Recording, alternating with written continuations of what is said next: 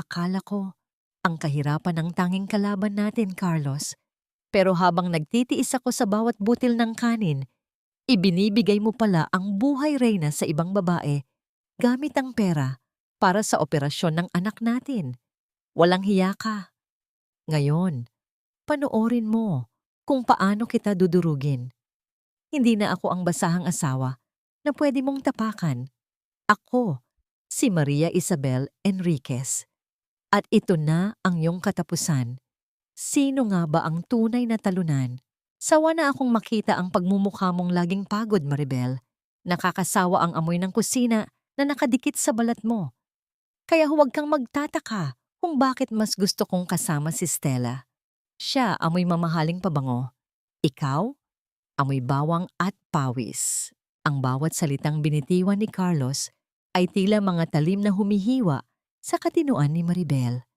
Nakatayo siya sa pintuan ng kanilang silid, bitbit ang isang tray ng mainit na sabaw na niluto niya para sa asawa dahil akala niya ay masama ang pakiramdam nito. Ang usok mula sa mangkok ay marahang humahaplos sa kanyang mukha. Isang mabalasik na paalala ng oras na ginugol niya sa tapat ng kalan para lamang pagsilbihan ang lalaking ngayon ay harap-harapan siyang dinuduraan ng masasakit na salita. Dahan-dahang ibinaba ni Maribel ang tray sa maliit na mesa sa gilid. Nanginginig ang kanyang mga daliri. Hindi niya magawang tignan ng diretso si Carlos na abala sa pag-aayos ng kanyang mamahaling relos. Ang relos na binili nito gamit ang perang akala ni Maribel ay itinabi para sa darating na operasyon ng kanilang 7 taong gulang na anak na si Lia. Bakit, Carlos? Ang tanging na ibulalas niya sa boses na halos hindi marinig. Ang perang yon. Ang sabi mo, kulang pa ang naipon natin para sa puso ni Lia. Ang sabi mo, kailangang magtipid, kaya kahit isang bagong tsinelas ay hindi ko mabili para sa sarili ko. Pero bakit may pambili ka ng ganyan? Bakit may pambili ka ng kondo para sa babaeng yan? Tumawa si Carlos, isang tawang walang bahid ng pagsisisi. Humakbang siya palapit kay Maribel at hinawakan ng baba nito. Pinilit siyang patingalain. Dahil ang perang yon ay sa akin, Maribel. Ako ang nagtatrabaho. Ako ang lieutenant dito. Ikaw? Isa ka lang hamak na housewife na walang alam gawin kundi ang magmakaawa. Huwag kang filingera. Isang pirma ko lang, wala kang matitira kundi ang basurang suot mo. Binitiwan ni Carlos ang kanyang baba nang may puwersa. Dahilan upang mapaatras si Maribel. Ang tunog ng pagsara ng pinto ay umaling-awngaw sa buong bahay, kasing bigat ng pasabog na sumira sa lahat ng pangarap na binuo niya sa loob ng 10 taon. Naiwan si Maribel sa gitna ng katahimikan. Ang lamig ng gabi ay dahan-dahang gumagapang sa kanyang balat, pero mas matindi ang lamig na nanunuot sa loob ng kanyang dibdib. Lumapit siya sa aparador at inabot ang isang lumang kahon ng sapatos na nakatago sa ilalim ng kanilang kama. Sa loob niyon ay ang tanging alaala ng nakaraan na pilit niyang tinalikuran, isang luma at kupas na litrato nila ng kanyang ama, si General Enriquez, at ang kanyang lisensya bilang isang certified public accountant na matagal na niyang kinalimutan ang gamit. Kinuha niya ang kanyang lumang bankbook. Ang mga numero sa huling pahina ay malinaw na nagpapakita ng malaking halagang kinuha ni Carlos nitong nakaraang buwan lang. Bawat sentimo na dapat ay magbibigay ng bagong buhay sa kanilang anak ay ginamit ng asawa para ipang-aliw sa ibang babae. Napaupo si Maribel sa sahig. Walang luhang lumabas sa kanyang mga mata dahil tila natuyo na ang lahat ng sakit sa loob ng kanyang katawan. Ang tanging nararamdaman niya ay ang bawat tibok ng kanyang puso na tila isang martilyo.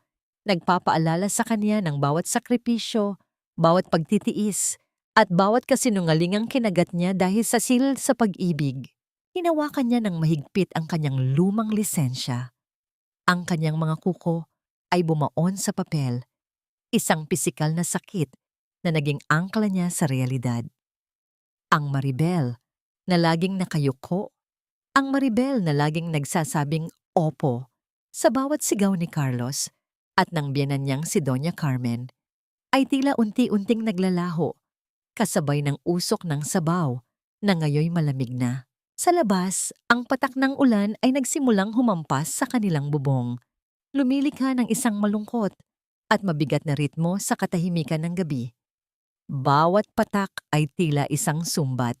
Bawat bugso ng hangin ay tila isang tawag mula sa kanyang nakaraan. Hanggang kailan ko ba kayang lunukin ang lason na tinatawag nilang pagmamahal? Ang katanungang iyon ay naiwang nakabitin sa hangin, walang kasagutan. Habang si Maribel ay nakatitig sa dilim, bit-bit ang isang sikretong kayang magpabagsak sa imperyong binuo ni Carlos sa ibabaw ng kanyang mga luha. Maribel, ang kapal naman ng mukha mo. Matapos mong ubusin ang sahod ng anak ko sa mga walang kwentang bagay, ngayon ay lalapit ka sa akin para manghingi ng pera? Akala mo ba ay tumutubo ang pera sa bakuran ko? Ang tinig ni Doña Carmen ay matalas pa sa bagong hasang kutsilyo habang nakaupo ito sa kaniyang paboritong silya sa sala. Marahan niyang iwinawagayway ang kaniyang abaniko. Tila ba itinataboy ang presensya ni Maribel na kasalukuyang nakaluhod sa kaniyang harapan.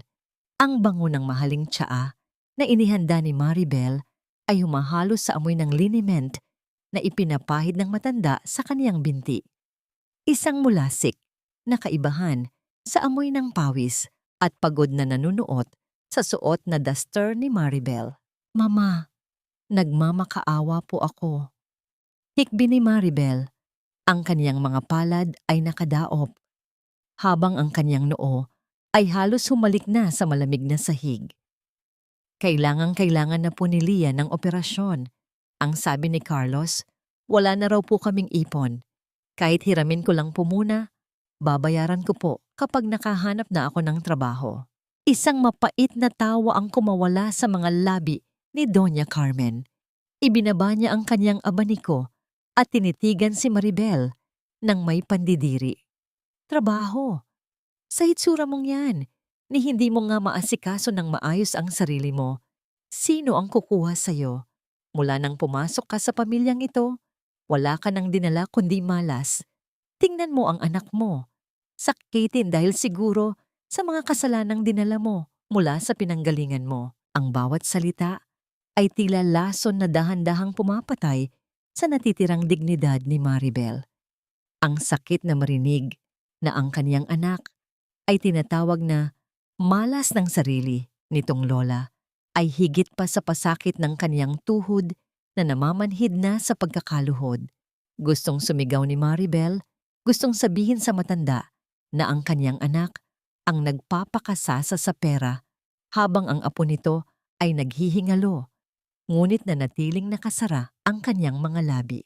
Ang kaniyang lalamunan ay tila punong-puno ng tuyong buhangin, mahapdi at nakakasakal. Sa gitna ng tensyon, narinig ang marahas na pagbalandra ng pinto sa labas. Pumasok si Carlos, ang kanyang barong ay medyo gusot na, at ang kanyang mukha ay namumula. Hindi dahil sa pagod, kundi dahil sa alak. Sa kanyang paglapit, ang hangin ay biglang nabalot ng isang banyagang amoy. Isang matamis at mapang-akit na halimuyak ng pabango ng babae na hindi kailanman naging amoy ni Maribel. Ano na naman itong drama na ito, Maribel? Iritadong tanong ni Carlos habang itinataas ang kaniyang boses. Hindi man lang niya tinignan ang asawang nakaluhod sa sahig. Mama, wag mo ngang pinapansin iyan. Gusto lang niya ng atensyon dahil alam niyang pagod ako galing sa opisina. Carlos, ang anak natin. Pagmamakaawa ni Maribel habang pilit na inaabot ang laylayan ng pantalon ng asawa. Kailangan natin ng pera para kay Lia. Ang sabi ni Mama, sinabi ko na sa'yo, wala tayong pera. Sigaw ni Carlos, sabay haplit ng kanyang binti upang makawala sa hawak ni Maribel. Ang bigat ng kanyang mga hakbang ay yumanig sa sahig. Tila ba bawat yabag ay isang sampal sa pagkatao ni Maribel. Kung puro reklamo at hingi lang ang alam mo, baka mas mabuting bumalik ka na lang kung saan ka nanggaling. Wala kaming puwang dito para sa mga taong pabigat. Napahandusay si Maribel sa sahig habang pinapanood ang mag-ina na pumasok sa kani-kanilang silid nang walang bahid ng pag-aalala. Ang katahimikan na naiwan sa sala ay kasing bigat ng isang kabaong. Ang tanging naririnig na lamang ay ang mahinang pagpatak ng tubig mula sa gripo sa kusina. Tila ba nakikidalamhati sa mga luhang hindi na kayang ilabas ng mga mata ni Maribel. Dahan-dahan siyang tumayo. Ang kaniyang katawan ay tila gawa sa marupok na salamin na anumang oras ay maaaring mabasag. Lumapit siya sa bintana at tumingin sa dilim ng gabi. Ang kaniyang kamay ay marahang humahaplos sa kaniyang tiyan, inaalala ang bawat hirap na dinaanan niya para lamang mapanatili ang pamilyang ito. Ngunit sa bawat hinga niya, ang amoy ng pabango ng ibang babae sa barong ni Carlos ay tila nanunuot sa kaniyang balat. Isang paalala na ang kaniyang sakripisyo ay isa lamang malaking biro para sa mga taong pinag-alayan niya ng buhay. Hanggang kailan ko ba kailangang maging martir sa sarili kong tahanan? Ang tanong na yon ay bumulong sa kaniyang isipan habang ang kaniyang mga mata ay dumapo sa isang lumang calling card na nakasilip sa kaniyang pitaka, ang pangalan ng isang tao mula sa kaniyang nakaraan na matagal na niyang iniwasang tawagan. Ang kaniyang mga daliri ay nanginginig habang hinahawakan ng kapirasong papel, ang tanging hibla ng pag-asa sa gitna ng nagngangalit na bagyo ng kawalang katarungan. Para kang walang pinag-aralan, Maribel. Isang butones lang, hindi mo pa maikabit ng maayos. Anong silbi mo sa bahay na ito kung pati simpleng utos ay hindi mo magawa? Ang boses ni Carlos ay umalingaw-ngaw sa buong pasilyo, puno ng pagkadiri, habang ibinabato niya ang kaniyang uniforme sa mukha ni Maribel. Ang matigas na tela ng barong ay tumama sa kaniyang pisngi, nag-iwan ng mahapding marka bago ito tuluyang bumagsak sa sahig. Hindi kumibo si Maribel, nanatili siyang nakatayo. Ang kanyang mga mata ay nakatuon sa dulo ng sapatos ng asawa na kumikinang sa linis. Isang kinang na siya mismo ang nagpunas gamit ang kaniyang sariling mga kamay. Nang makaalis si Carlos at narinig ang malakas na pagsara ng pinto ng kaniyang opisina, dahan-dahang pinulot ni Maribel ang uniforme. Isang mabigat na buntong hininga ang kumawala sa kaniyang dibdib. Habang papunta siya sa laundry area, napansin niyang may tila matigas na papel na nakasuksok sa lihim na bulsa ng barong. Karaniwan ay hindi siya nakikialam sa mga gamit ni Carlos, ngunit ang bigat ng kaniyang hinala ay tila isang magnetong humihila sa kaniyang mga daliri. Inilabas niya ang papel. Hindi ito isang ordinaryong resibo. Ito ay isang listahan ng mga pangalan, mga payroll sheet na may mga pirmang tila minadali at hindi pamilyar. Sa gilid ng mga pangalan ay ang malalaking halaga ng sahod na bawat buwan ay inilalabas mula sa kaniyang departamento. Sa isang sandali, ang mundong ginagalawan ni Maribel bilang isang inaapi at mahiyaing asawa ay biglang naglaho. Ang kaniyang utak na sinanay sa loob ng maraming taon bilang isang dalubhasang accountant bago siya naging isang bilanggo ng tahanan ay biglang nagising. Ang bawat numero sa papel ay tila nagsasalita sa kanya. Ang bawat kalkulasyon ay mabilis na nabubuo sa kaniyang isipan. Ghost employees. Ang mahinang bulong niya sa sarili. Ang kaniyang boses ay nanginginig sa takot at galit. Ang halagang nakikita niya ay hindi lamang libo-libo. Milyon. Milyon-milyong piso ang ninanakaw ni Carlos mula sa pondo ng gobyerno. Ang perang sapat na para pondohan ang 10 operasyon ni Liaya. Ang perang sapat na para bigyan sila ng marangal na buhay nang hindi kailangang magmakaawa sa biyenan niyang si Doña Carmen. Ngunit ang lahat ng ito ay napupunta lamang sa mga luho ni Stella, sa mga mamahaling regalo at sa pagpapatayo ng mga gusaling nakapangalan sa kanyang kerida. Ang kanyang mga daliri ay marahang humaplos sa mga numero, isang bisyong matagal na niyang kinalimutan. Ang pakiramdam ng papel sa kaniyang balat ay tila isang kuryenteng nagpapanumbalik ng kaniyang lumang lakas. Hindi na siya ang Maribel na marupok. Sa mga sandaling iyon, Ang kaniyang mga mata ay hindi na puno ng luha, kundi ng isang malamig at matalas na determinasyon. Dali-dali niyang kinuha ang kaniyang lumang cellphone at kinuhanan ng litrato ang bawat pahina ng dokumento. Ang kaniyang puso ay pumipintig ng mabilis. Bawat tibok ay tila isang babala. Alam niyang sa oras na hawakan niya ang ebidensyang ito, wala nang balikan. Hinahawakan na niya ang mitya na magpapasabog sa mundong binuo ni Carlos. Biglang tumigil ang mundo ni Maribel nang marinig niya ang mabibigat na yabag ng mga paa ni Carlos na pabalik sa kinalalagyan niya. Ang tunog ng mga sapatos nito sa sahig ay tila isang hatol ng kamatayan. Mabilis niyang isiniksik muli ang papel sa bulsa ng barong at kinuha ang isang planggana ng tubig. Pilit na pinapakalma ang kaniyang sarili. "Maribel, nasaan na ang relo ko? Nakita mo ba?" Ang sigaw ni Carlos habang papasok sa laundry area. Ang kaniyang mukha ay madilim at puno ng suspisya. Tumingin si Maribel sa asawa. Sa unang pagkakataon sa loob ng 10 taon, hindi niya ibinaba ang kaniyang paningin. Tinitigan niya ang lalaking itinuring niyang mundo, ang lalaking pumatay sa kaniyang pangarap, habang ang kaniyang isipan ay abala na sa pag-aayos ng mga susunod na hakbang. "Wala rito, Carlos. Baka naiwan mo sa kondo ni Stella." Ang malamig na sagot ni Maribel. Ang kaniyang boses ay kasing talim ng isang punyal na bumaon sa katahimikan. Nanlaki ang mga mata ni Carlos. Ang kaniyang mukha ay namutla bago ito unti-unting namula sa nagngangalit na galit. Humakbang siya nang malaki patungo kay Maribel. Ang kaniyang kamao ay nakakuyom ng mahigpit. "Anong sabi mo?" Ang bulyaw niya. Ang kaniyang hininga ay amoy alak at panganib. "Sino ka at anong kailangan mo sa oras na ito?" Hindi tumatanggap ng mga pulubi si General Enriquez, lalo na sa gitna ng ganitong kalakas na bagyo. "Umalis ka na bago ko patawagin ang mga gwardiya." Ang boses ng gwardiya sa gate ng mansyon ay kasing lamig ng hanging humahampas sa suot na manipis na duster ni Maribel. Nakatayo siya sa gitna ng bumubuhos na ulan. Ang kaniyang buong katawan ay nanginginig sa ginaw, habang ang tubig ay tuloy-tuloy na umaagos mula sa kanyang buhok patungo sa kanyang namumutlang mukha.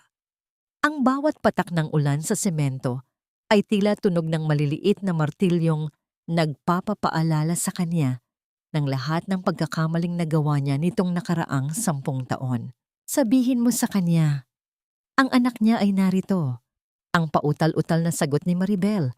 Ang kanyang boses ay halos lamunin ng dagundong ng kulog sa kalangitan. "Sabihin mo." Si Maria Isabel ay humihingi ng 1 minuto lamang. Sa loob ng mansyon, ang bawat sulok ay tila sumisigaw ng mga alaalang pilit niyang ibinaon. Ang amoy ng lumang kahoy at mamahaling pabango ng kaniyang ama ay tila bumabalot sa kaniya nang payagan siyang pumasok. Habang naglalakad siya sa mahabang pasilyo, nakita niya ang kaniyang sarili sa malalaking salamin. Isang babaeng gusot ang suot, may pasa sa pisngi, at tila nawalan na ng kaluluwa. Malayo sa masayahin at matalinong Maria Isabel na kinalimutan ng lahat para sa isang lalaking wawasak lang pala sa kanya. Sa dulo ng silid, nakaupo si General Enriquez. Mas matanda na ito ngayon. Ang kaniyang buhok ay kasing puti na ng mga ulap. Ngunit ang kaniyang mga mata ay nanatiling kasing talim ng isang agila. Nang makita niya ang kalagayan ng anak, ang kaniyang baso ng alak ay dahan-dahang binitawan sa ibabaw ng mesa. Ang katahimikan sa pagitan nila ay kasing bigat ng isang bundok, puno ng mga hindi nasabing salita at mga sugat na hindi kailanman naghihilom. Dahan-dahang lumapit si Maribel at bumagsak ang kaniyang mga tuhod sa harap ng kaniyang ama. Hindi na niya napigilan ang paghagulgol na 10 taon niyang kinimkim. Ang bawat hikbi ay tila lason na inilalabas niya mula sa kaniyang sistema. Inabot niya ang kamay ng ama upang gawin ang pagmamano. Ang kaniyang noo ay idinikit sa magaspang at mainit na palad nito. "Papa, Patawarin niyo ako. Ang bulong niya sa gitna ng kaniyang mga luha. Tama kayo. Nagkamali ako. Pinatay niya ang pagkatao ko, Papa. Kinuha niya ang lahat, pati ang pagkakataon para mabuhay ang apo niyo. Wala na po akong matakbuhan. Wala na po akong ibang matatawag na pamilya, kundi kayo. Naramdaman ni Maribel ang paghigpit ng hawak ng kanyang ama sa kanyang kamay. Ang init ng palad nito ay tila isang baluti na nagbibigay sa kanya ng proteksyon na matagal na niyang hindi nararamdaman sa piling ni Carlos. Ang general, na kilala sa pagiging matigas at walang emosyon, ay dahan-dahang tumayo at nanginginig na niyakap ang kanyang anak. Ang amoy ng kanyang ama ay tila isang kanlungan sa gitna ng nagngangalit na bagyo. 10 taon akong naghintay sa sandaling ito, Isabel. Ang gumaralgal na boses ng general ay nanginginig sa galit at pagmamahal. Akala ko ay tuluyan mo na akong kinalimutan para sa lalaking iyon. Walang sino mang Enriquez ang dapat lumuhod sa putik para lamang sa isang taong hindi marunong rumespeto. Ang bawat luhang ibinuhos mo, Isabel, bawat patak niyan ay may katumbas na kabayaran. Humiwalay ang general sa yakap at tinitigan ng paasa sa mukha ni Maribel. Ang kaniyang mga mata ay biglang nagbago mula sa pagiging isang ama. Ito ay naging isang mandirigma na handang pumatay para sa kaniyang pamilya. Kinuha niya ang telepono sa ibabaw ng mesa at may tinawagan. Gabriel, pumunta ka rito ngayon din. Dalhin mo ang lahat ng kailangan natin para sa isang kaso ng pandarambong at pambubugbog. May kailangan tayong linisin na basura sa lipunang ito. Tumingin muli ang general kay Maribel.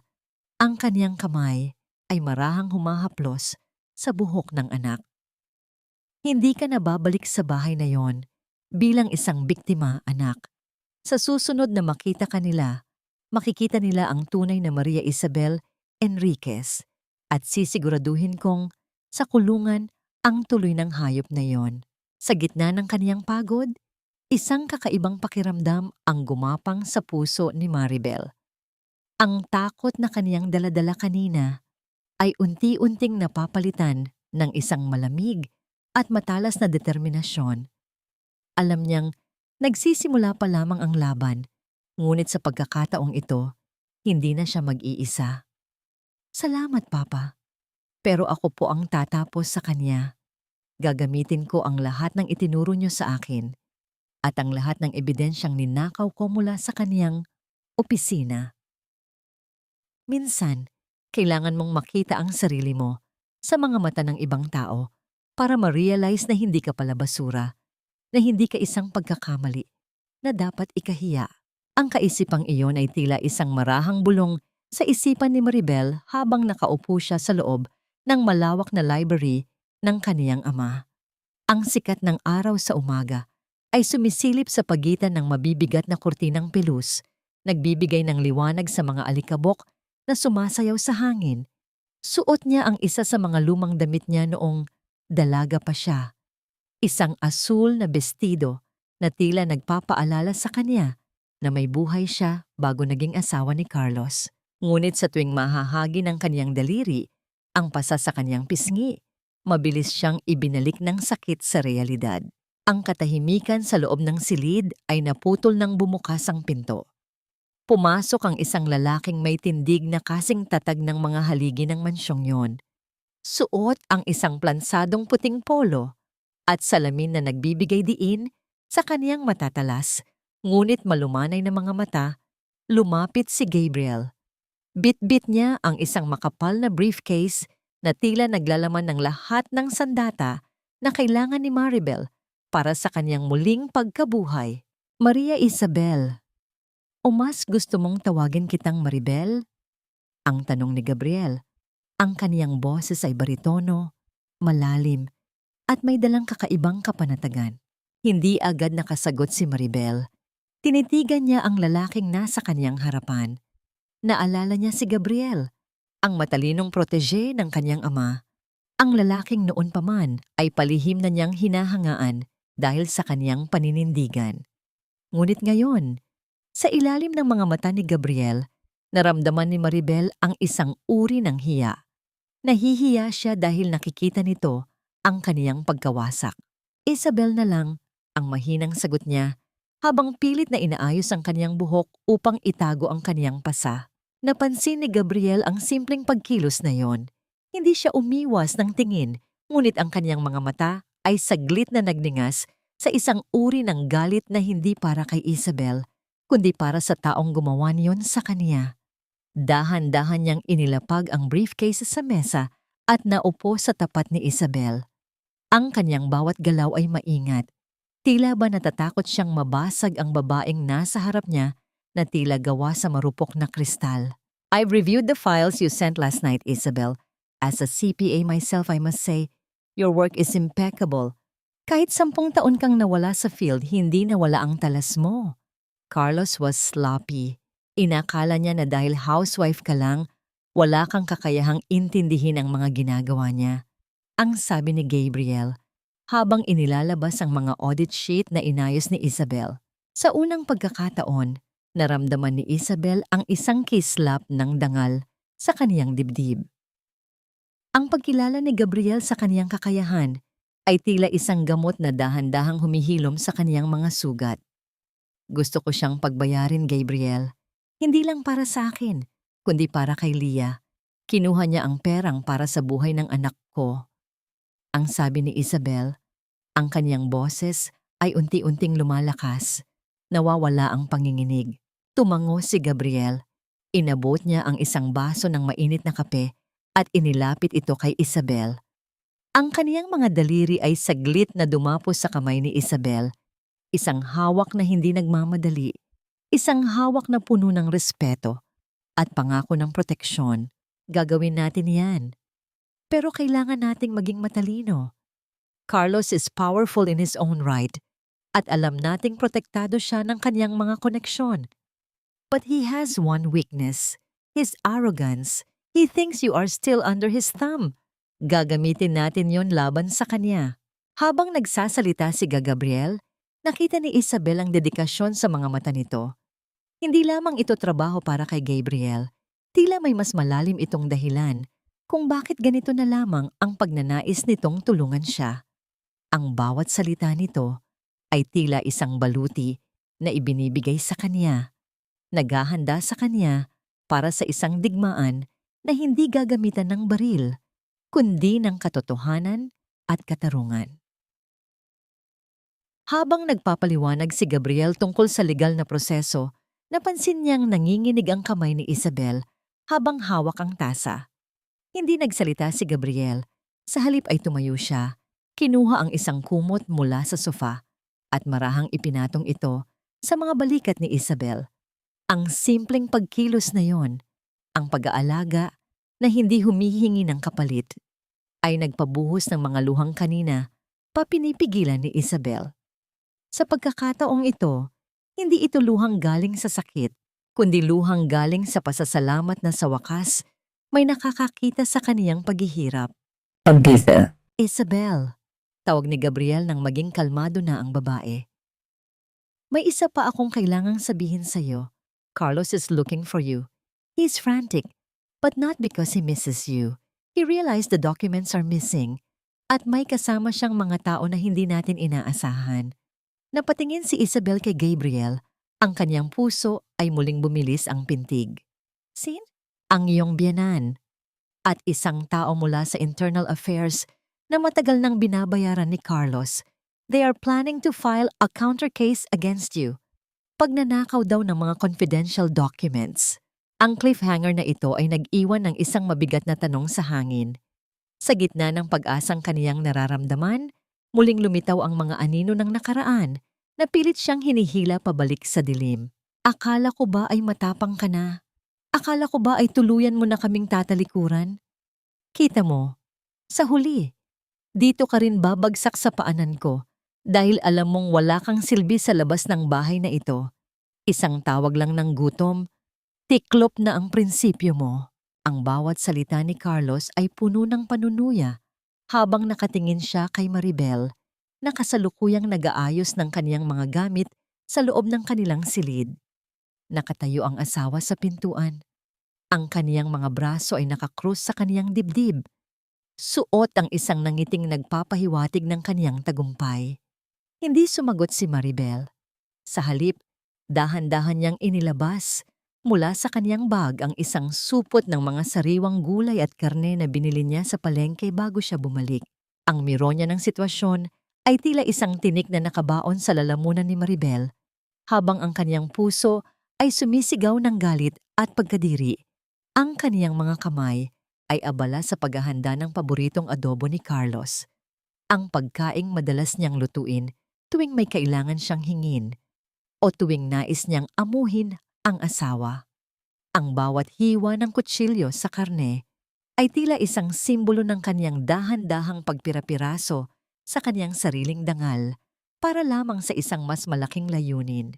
"Patawarin mo na ako, Carlos," ang mahinang sabi ni Maribel. Ang kaniyang boses ay sadyang ginawang nanginginig at puno ng pagsisisi. "Naging emosyonal lang ako dahil kay Leah. Pero naisip ko, tama ka. Saan nga ba ako pupunta? Sino nga ba ang tatanggap sa isang katulad ko? Pasensya ka na kung nadala ako ng galit ko." Isang malakas at mapagmataas na tawa ang kumawala kay Carlos. Lumapit siya kay Maribel at hinawakan ang kaniyang buhok, isang kilos na tila nagpapakita ng pagmamay-ari kaysa sa pagmamahal. "Ganiyan dapat, Maribel. Matuto kang lumugar. Sige na, lutuin mo na ang pagkain at nagugutom na ako. Pagkatapos niyan, linisin mo ang opisina ko. Masyadong magulo ang mga papel ko dahil sa paghahanap sa mga dokumentong akala ko ay nawawala." Nang makaalis si Carlos, ang mukha ni Maribel na kanina ay puno ng pagsuko ay biglang naging kasing lamig ng yelo. Ang kaniyang mga mata ay lumingon sa direksyon ng opisina ni Carlos. Alam niyang ang kaniyang pagbabalik ay isang mapanganib na laro. Sa ilalim ng kaniyang suot na apron, nakatago ang isang maliit na flash drive na ibinigay ni Gabriel. Ang bawat segundo ng katahimikan sa loob ng bahay ay tila isang mabigat na pasanin. Habang kumukulo ang adobo sa kalan, mabilis na pumasok si Maribel sa opisina ni Carlos. Ang amoy ng sigarilyo at alak ay nanunuot sa silid. Isang paalala ng korupsyon na nagaganap sa loob ng 4 na sulok na ito. Mabilis niyang binuksan ang laptop ni Carlos. Ang kaniyang mga daliri ay lumilipad sa keyboard sa bilis na tila ba hindi siya tumigil sa pagiging isang accountant sa loob ng 10 taon. Ang kaniyang puso ay pumipintig ng kasing bilis ng isang takbo ng oras. Copying. 45%. 60%. Bawat porsyentong nadadagdag sa screen ay tila isang hakbang palayo sa kaniyang pagiging biktima. Nakita niya ang mga folder na may pamagat na Projects 2024. Mga proyektong kailanman ay hindi na itayo ngunit milyon-milyon ang pondong inilabas. Nakita niya ang mga larawan ni Stella na nakasuot ng mga alahas na sapat na para bayaran ang buong operasyon ni Leah sa Amerika. Ang kaniyang galit ay nag-aapoy, ngunit pinilit niyang manatiling kalmado. Biglang tumunog ang sahig sa labas. Ang mabibigat na yabag ni Carlos ay papalapit sa opisina. 70%, 75%, 100%. Mabilis na hinugot ni Maribel ang flash drive at isiniksik ito sa loob ng kaniyang medyas. Saktong bumukas ang pinto at iniluwan nito si Carlos na may hawak na baso ng alak. Tumingin ito ng matalim sa kaniyang asawa na nakatayo sa harap ng bookshelf, hawak ang isang basahan. "Anong ginagawa mo rito?" "Sabi ko linisin mo, hindi ang tumitig sa mga gamit ko." Ang asik ni Carlos, ang kaniyang mga mata ay naniningkit sa suspisya. "Pinupunasan ko lang ang mga alikabok, Carlos. Sabi mo kasi ay magulo." Ang kalmadong sagot ni Maribel, habang ang kaniyang kamay ay mahigpit na nakahawak sa basahan upang hindi mahalata ang panginginig nito. Lumapit si Carlos sa kaniyang laptop. Idinikit niya ang kaniyang palad sa ibabaw nito. "Bakit mainit ang computer ko? Binuksan mo ba ito?" Ang katahimikan sa loob ng silid ay tila isang tali na unti-unting sumasakal kay Maribel. Ang kaniyang hininga ay tila tumigil, habang ang kanyang utak ay mabilis na nag-iisip ng palusot.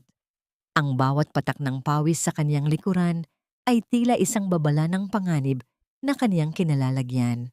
Ah! Kanina kasi ay may tumunog na alarm. Akala ko ay may kailangang i-charge, kaya chinek ko lang kung nakasaksak. Ang mabilis na sagot ni Maribel. Sabay pakita ng charger na sadyang inilabas niya ng bahagya mula sa saksakan. Tinitigan siya ni Carlos ng matagal. Isang tingin na tila binabasa ang bawat hibla ng kaniyang kasinungalingan. Pagkaraan ng ilang sandali, bumuga ito ng hangin at uminom ng alak. Umalis ka na rito. Ang baho ng amoy ng ulam na niluluto mo, kumakapit sa mga gamit ko. Nang makalabas ng silid, napasandal si Maribel sa pader ng pasilyo. Ang kaniyang buong katawan ay tila nawalan ng lakas, ngunit sa loob ng kaniyang medyas, nararamdaman niya ang bigat ng flash drive, ang susi sa kaniyang kalayaan. Isang gabi na lang, Carlos. Isang gabi na lang ng pagpapanggap. At sisiguraduhin kong hindi mo na muling mararanasan ang init ng isang tahanan. Habang kumakain si Carlos ng nilutong adobo ni Maribel, napansin ng asawa na walang kanin sa pinggan ni Maribel. Bakit hindi ka kumakain? Nagpapakagutom ka na naman ba para magmukhang kawawa? Tanong ni Carlos. Ngumiti lang si Maribel ng tipid. Ang totoo, hindi niya kayang kumain kasabay ang lalaking pumatay sa kanyang dignidad. Ang bawat subo ni Carlos ay tila isang paalala na ang huling hapunan na ito ay ang simula ng kanyang katapusan. Sigurado ka bang kaya mo pa ito, Isabel? Pwede naman nating ipagpabukas ang pag-ayos ng mga dokumento. Mukhang pagod ka na, ang nag-aalalang tanong ni Gabriel habang pinagmamasdan si Maribel na abala sa pag-aayos ng mga papeles sa mesa. Lumipas na ang hating gabi, ngunit ang dalawa ay nananatili pa rin sa loob ng library ng mga Enriquez, nagtatrabaho ng walang humpay upang pagtibayin ang kasong isasampa laban kay Carlos. Ang malamig na ilaw ng lampara ay nagbibigay ng anino sa kanilang mga mukha, habang ang amoy ng mainit na kape ay nagpapanatili sa kanilang gising. Panahon na para tapusin natin ito, Gabriel. Mariing sabi ni Maribel, bagamat ramdamang pagod sa kanyang tinig. Bawat araw na nananatili ako sa bahay na yon, para akong unti-unting nawawalan ng buhay. Kailangan ko ng wakasan ng lahat para tuluyan kaming makalaya ni Lia. Naintindihan ni Gabriel ang bigat ng pasaning dinadala ni Maribel. Hindi lamang ito isang legal na laban para sa kanya. Ito ay isang laban para sa kaniyang kalayaan, para sa kaniyang dangal, at para sa kinabukasan ng kaniyang anak. Inilipat ni Gabriel ang kaniyang upuan, malapit kay Maribel, at marahang hinawakan ang kamay nito. Ang kaniyang hawak ay hindi mahigpit, ngunit sapat na upang iparamdam kay Maribel na hindi siya nag-iisa sa laban na ito. Hindi ka nag-iisa, Isabel, ang sabi ni Gabriel. Ang kaniyang mga mata ay nakatitig ng diretso sa kanya. Kasama mo ako sa laban na ito hanggang sa huli. Sa simpleng mga salita na yon, naramdaman ni Maribel ang isang uri ng kapayapaan na matagal na niyang hindi nararamdaman. Sa loob ng 10 taon, palagi siyang nag-iisa sa kanyang mga paghihirap, nagpapanggap na malakas para sa kanyang anak. Ngunit ngayon, sa piling ni Gabriel, hindi na niya kailangang magpanggap pa. Pwede na siyang maging mahina, pwedeng magpakita ng kanyang mga sugat, at alam niyang hindi siya huhusgahan. Salamat, Gabriel, ang sagot ni Maribel. Ang kaniyang boses ay may bahid ng emosyon. Hindi ko alam kung ano ang gagawin ko kung wala ka. Ngumiti si Gabriel at bahagyang pinisil ang kamay ni Maribel. Huwag mo nang isipin yon. Ang mahalaga ay magkasama nating lalabanan ito. Sa mga sumunod na oras, nagpatuloy ang dalawa sa kanilang trabaho. Sinuri nila ang bawat dokumento, tiniyak na walang butas sa kanilang kaso. Sa bawat pahina na kanilang binabasa, mas lalong tumitindi ang kanilang galit kay Carlos, sa kaniyang walang pakundangang pagnanakaw, sa kaniyang walang pusong pagtataksil, at sa kaniyang paglapastangan kay Maribel. Sa madaling araw, nang matapos na nilang ayusin ang lahat ng mga dokumento, lumapit si Gabriel kay Maribel at marahang hinawakan ang kaniyang pisngi. Ang kaniyang mga mata ay puno ng paghanga at pangunawa. Mahusay ang ginawa mo, Isabel. Ang tapang mo ay hindi ka panipaniwala. Naramdaman ni Maribel ang pamumula ng kaniyang mukha sa papuri ni Gabriel. Hindi siya sanay na tumanggap ng ganoong uri ng paghanga. Sa loob ng 10 taon, tanging mga pagpuna at pagmamaliit lamang ang natanggap niya. Ngunit ngayon, sa piling ni Gabriel, naramdaman niyang muli siyang nagiging tao. Unti-unting lumapit ang mukha ni Gabriel kay Maribel. Ang kaniyang hininga ay dumampi sa kaniyang labi. Sa isang iglap, naramdaman ni Maribel ang matinding kuryente na dumaloy sa kaniyang buong katawan. Ngunit bago pa man tuluyang maglapat ang kanilang mga labi, biglang tumunog ang cellphone ni Gabriel. Gabriel de la Merced, ang sagot ni Gabriel sa kabilang linya. Ang kaniyang muka ay biglang sumeryoso. Sige, pupunta na ako dyan. Ibinaba ni Gabriel ang telepono at tumingin kay Maribel nang may paghingi ng paumanhin. Kailangan kong umalis. May problema sa opisina. Pero huwag kang mag-alala. Babalik ako sa lalong madaling panahon. Tumango si Maribel. Naintindihan niya. Hindi pwedeng magtagal ang kanilang sandali. Sa gitna ng kanilang laban, walang puwang para sa pag-ibig. Ngunit bago pa man tuluyang makaalis si Gabriel, tinawag siya ni Maribel. Gabriel, salamat. Ngumiti si Gabriel. Walang anuman, Isabel, para sa'yo. Habang abala si Gabriel sa pag-aayos ng mga papeles, nakita ni Maribel ang isang lumang litrato na nakalagay sa ibabaw ng mesa. Ang litrato ay nagpapakita kay Gabriel noong bata pa siya, nakasuot ng toga sa kaniyang graduation. Sa likod ng litrato ay nakasulat ang isang maikling mensahe. To Isabel, ang tunay na ilaw sa aking madilim na mundo. Sa simpleng mga salita na yon, naintindihan ni Maribel na ang pagmamahal ni Gabriel sa kanya ay matagal na palang nagsimula. Ngunit hindi alam ni Maribel, ang katahimikan sa kanilang laban ay malapit nang matapos. Sa susunod na kabanata, isang mensahe ang darating na magpapabago sa kanilang mga plano. Isang mensahe na magpapahiwatig na ang digmaan ay malapit nang magsimula. Mahiya ka naman sa sarili mo, Maribel. Tignan mo nga iyang suot mo. Parang basahan na pinunas sa sahig. Sa tingin mo ba, gaganahan pa si Carlos na umuwi rito kung ang bubungad sa kanya ay isang babaeng amoy luma at mukhang stressed? No wonder he prefers the comfort of my arms. Ang boses ni Stella ay kasing talas ng isang basag na kristal habang nakatayo ito sa gitna ng sala ni Maribel. Suot niya ang isang matingkad na pulang dress na halos yumakap sa kanyang katawan at bitbit ang isang designer bag na ang halaga ay sapat na para bayaran ang upa ng bahay na ito sa loob ng 1 taon. Ang bango ng kanyang pabango ay masyadong matapang, pilit na nilulunod ang amoy nang nilalabhan ni Maribel sa likuran. Dahan-dahang itinigil ni Maribel ang pagpupunas sa lamesa. Hindi niya kaagad tiningnan si Stella. Sa halip, pinagmasdan niya ang kanyang sariling mga kamay. Magaspang, may mga bakas ng sabon at pagod. Ngunit sa ilalim ng kanyang balat, nararamdaman niya ang kanyang dugo na kumukulo. Hindi dahil sa selos, kundi dahil sa kawalang hiyaan ng babaeng nasa harap niya. Nandito ka ba para lang ituro sa akin kung paano manamit, Stella?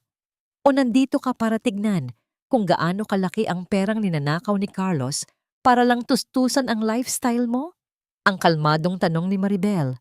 Dahan-dahan siyang humarap at sa pagkakataong ito, hindi niya ibinaba ang kaniyang paningin. Isang mapait na ngiti ang kumawala sa mga labi ni Stella. Inilapag niya ang kaniyang bag sa lumang sofa at nagsimulang maglakad-lakad sa paligid. Tila ba tinitignan ang isang museum ng kahirapan. Ninanakaw? Don't be so bitter, honey. Ibinibigay iyon ni Carlos sa akin dahil deserve ko. At ikaw? Deserve mong maiwan sa dilim dahil masyado kang martir. Why don't you just sign the annulment papers para naman hindi ka na nagmumukhang kawawa? Annulment? Bahagyang tumawa si Maribel. Isang tawang walang bahid ng saya, kundi puro pait. Stella, masyado ka pang bata para intindihin ang takbo ng batas. Pero bilang isang accountant, hayaan mong bigyan kita ng isang libreng lesson. Ang lahat ng ibinibigay sa iyo ni Carlos, ang kondo, ang kotse, pati na yung bag na hawak mo, ay considered as conjugal property. At ang perang ginamit niya, galing sa pondo na hindi sa kanya.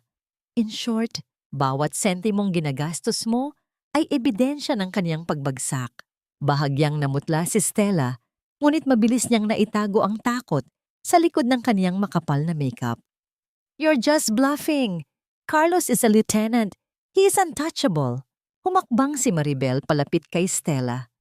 Ang distansya sa pagitan nila ay sapat na para maramdaman ni Stella ang kakaibang aura ni Maribel. Hindi na ito ang mahinang housewife na kaniyang nakilala noon. Untouchable? Stella, ang mga taong nasa taas, mas masakit kapag bumagsak. At kapag nangyari iyon, sa tingin mo ba ay sasamahan kanya sa kulungan? O ikaw ang unang tatakbo palayo, bitbit ang mga alahas na ipinambili niya sa'yo? Walang hiya ka! Sigaw ni Stella.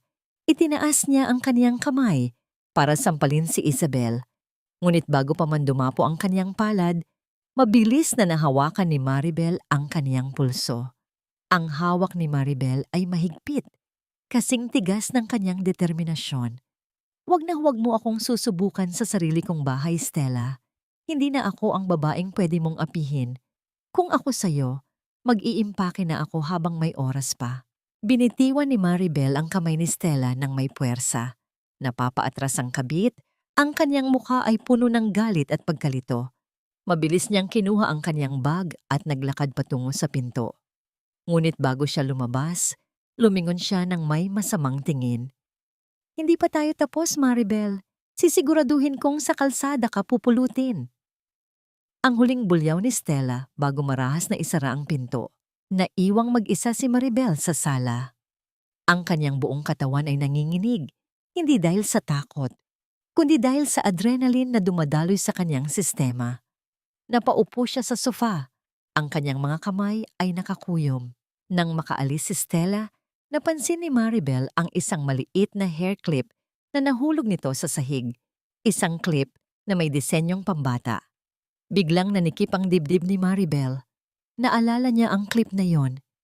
Iyon ang clip na matagal nang hinihingi ni Leah, pero sinabi ni Carlos na wala silang pera para bumili. Ang makita ang luho ng kabit, habang ang kanyang anak ay nagtitiis sa maliit na bagay, ay tila isang bagong saksak sa kanyang puso. Kinuha niya ang clip at piniga ito sa kanyang palad hanggang sa bumaon ang talim nito sa kanyang balat. Kaya isang mensahe ang pumasok sa cellphone ni Maribel mula sa isang hindi kilalang numero. May iba pa siyang itinatago, Isabel. Hindi lang ikaw ang niloloko niya. Tignan mo ang bank account na may code na L22. Doon mo makikita ang tunay na demonyo. Napako ang tingin ni Maribel sa screen. Sino ang nagpadala nito at ano ang ibig sabihin ng L22?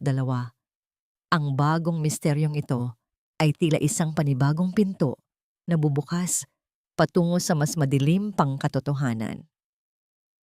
Isang gabi na lang, Maribel. Matapos ang selebrasyong ito, opisyal na akong itatalaga bilang chief. At ikaw, bilang asawa ko, mananatili ka sa sulok. Tagapalakpak sa bawat tagumpay ko habang suot ang pinakamurang bestidong mahahanap mo. Huwag mo akong ipapahiya sa harap ng mga matataas na opisyal.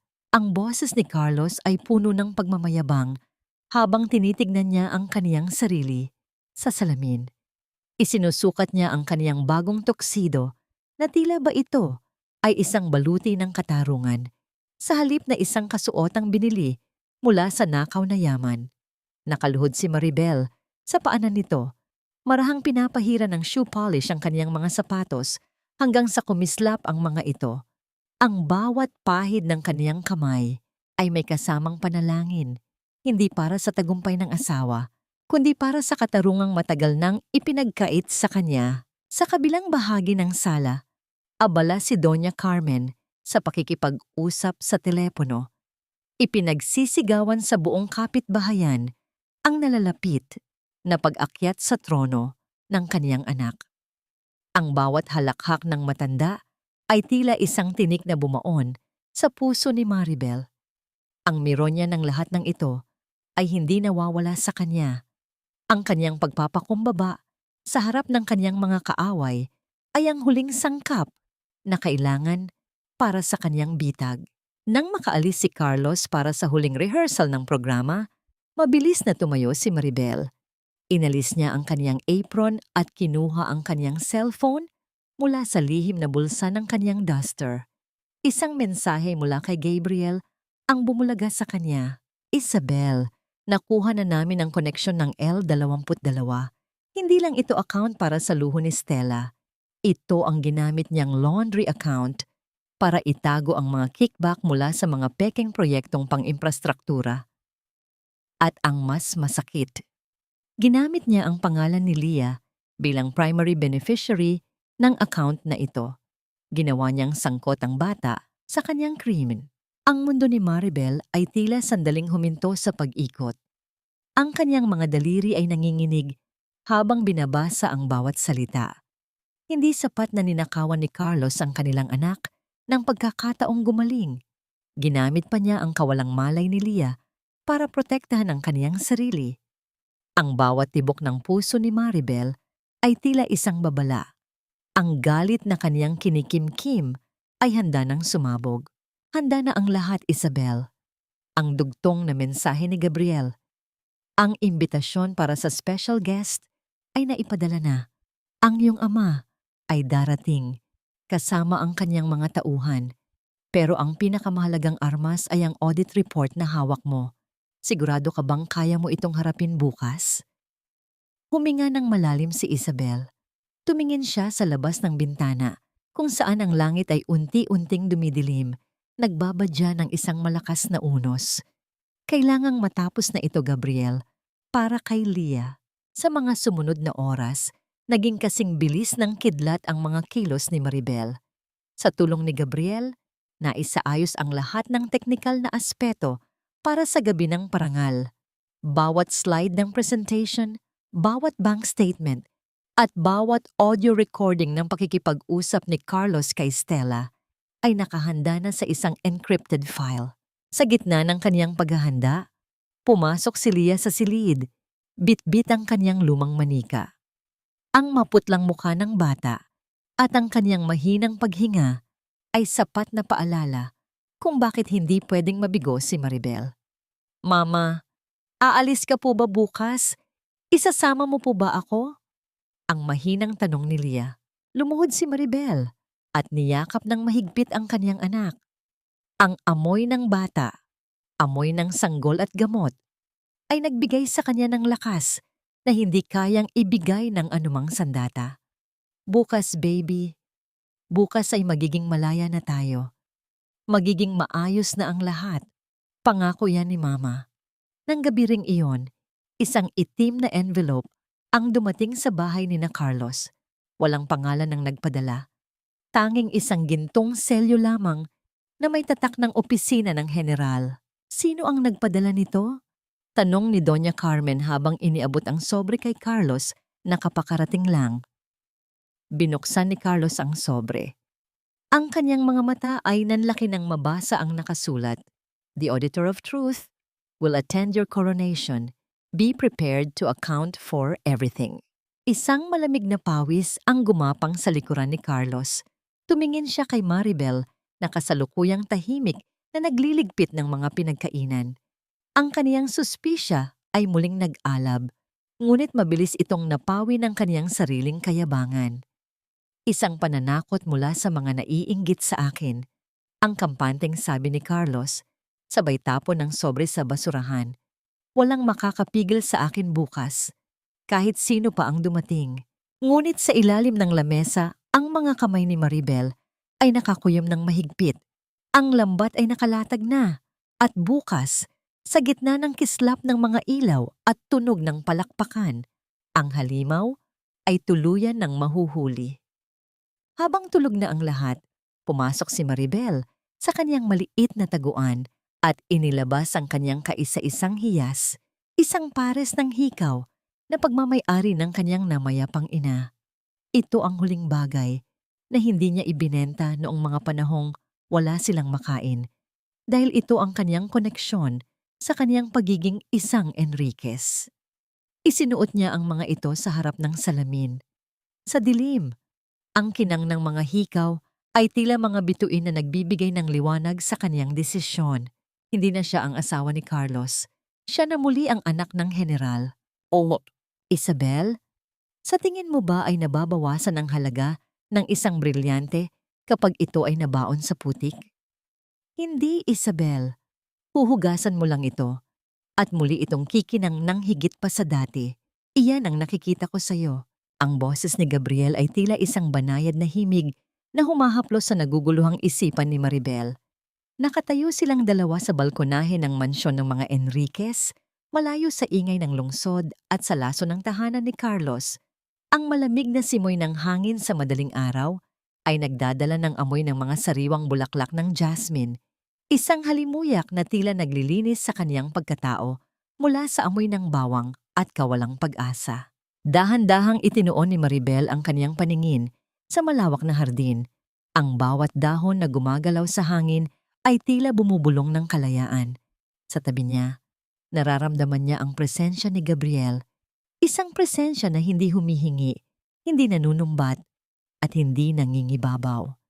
Sa loob ng 10 taon, nakalimutan na ni Maribel kung paano ang ituring na isang reyna, kung paano ang tratuhin ng may paggalang. Minsan natatakot ako, Gabriel. Ang mahinang pag-amin ni Isabel, ang kaniyang mga daliri ay marahang humahawak sa malamig na rehas ng balkonahe. Natatakot ako na baka kapag natapos na ang lahat ng ito, wala nang matira sa akin. Baka ang Maria Isabel na kilala niyo noon ay tuluyan ng nilamon ng dilim ng nakaraang dekada. Humakbang palapit si Gabriel. Hindi siya nag-atubiling hubarin ang kanyang suot na coat at marahang ipinatong ito sa mga balikat ni Isabel. Ang init ng kanyang kasuotan ay tila isang yakap na matagal nang ipinagkait ni Maribel sa kanyang sarili. Ang bawat hibla ng tela ay amoy kape at isang uri ng pabango na nagbibigay ng kapanatagan. Amoy ng isang lalaking may paninindigan. Ang mga peklat mo, Isabel, ay hindi tanda ng iyong pagkatalo. Iyan ang mga medalya ng iyong pakikipaglaban. Ang seryosong sabi ni Gabriel.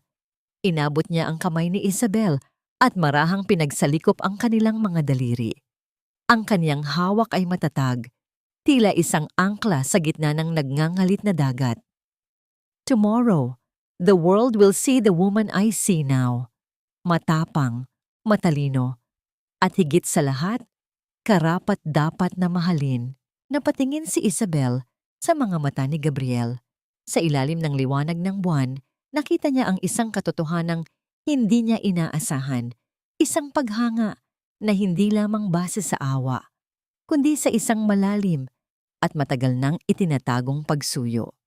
Ang kaniyang puso, na tila naging bato na sa loob ng maraming taon, ay muling naramdaman ang isang pintig na punong-puno ng pag-asa. Bakit, Gabriel?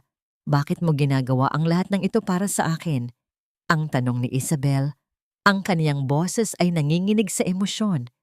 Bahagyang ngumiti si Gabriel, isang nangiting tila nagpapaliwanag ng lahat ng kaniyang mga sakripisyo. Dahil 10 taon akong naghintay na bumalik ang babaeng kumuha ng puso ko noong kolehiyo pa lang tayo. At ngayon, na nandito ka na muli, hinding-hindi na kita hahayaang mawala o masaktan muli. Sa gitna ng katahimikan ng gabi, unti-unting inilapit ni Gabriel ang kaniyang mukha sa noo ni Isabel. Ipinatong niya ang kaniyang labi, doon ng matagal. Isang halik na tila isang sumpa ng katapatan at proteksyon. Walang pagnanasa, kundi puro respeto at pag-aalaga. Ipinikit ni Isabel ang kaniyang mga mata. Hinahayaang ang init ng sandaling iyon ay tumagos sa kanyang kaluluwa. Sa loob ng ilang minuto, nawala ang takot, nawala ang galit, at tila naging paraiso ang mundong dati ay impyerno. Habang nakasandal si Isabel sa balikat ni Gabriel, napansin niya ang isang maliit na bituin na mas maliwanag kaysa sa iba. "Iyan si Leah," bulong ni Isabel. "Siya ang dahilan kung bakit ako nakatayo rito." Kinuha ni Gabriel ang kamay ni Isabel at hinalikan ng bawat daliri nito. "At bukas, Isabel, ibibigay natin kay Leah ang langit na ipinagkait sa kanya. Magiging maayos ang lahat." Ang simpleng pag-ako ni Gabriel sa kinabukasan ng kanyang anak ang tuluyang nagpabagsak sa baluti ni Isabel. Dati, ngunit ang katahimikan ng paraisong ito ay panandalian lamang.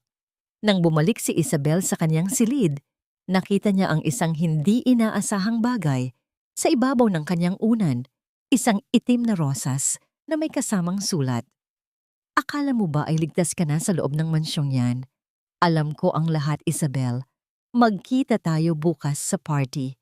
I'll make sure your father watches you fall again." Ang sulat ay walang pirma, ngunit ang amoy ng sigarilyo na nakakapit sa papel ay sapat na para malaman niya kung kanino ito galing. Ang panganib ay hindi na lamang nasa labas, pumasok na ito sa loob ng kaniyang kuta. Ang tiwala ay parang isang mamahaling florera, Isabel. Kapag nabasag na, kahit anong pandikit ang gamitin mo, laging mananatili ang mga lamat.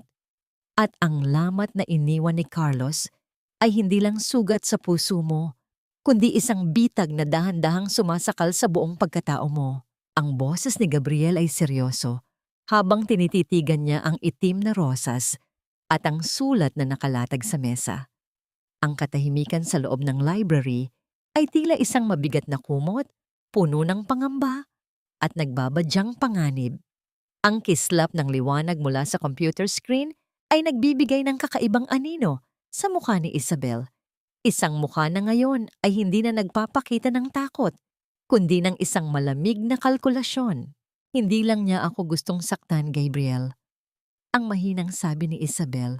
Ang kaniyang mga daliri ay marahang humahaplos sa gilid ng itim na rosas. "Gusto niya akong gawing panakip butas sa lahat ng dumi niya. Look at this." Iniharap ni Isabel ang monitor kay Gabriel. Sa loob ng encrypted folder na L-22, may isang subfolder na hindi nila napansin noong una.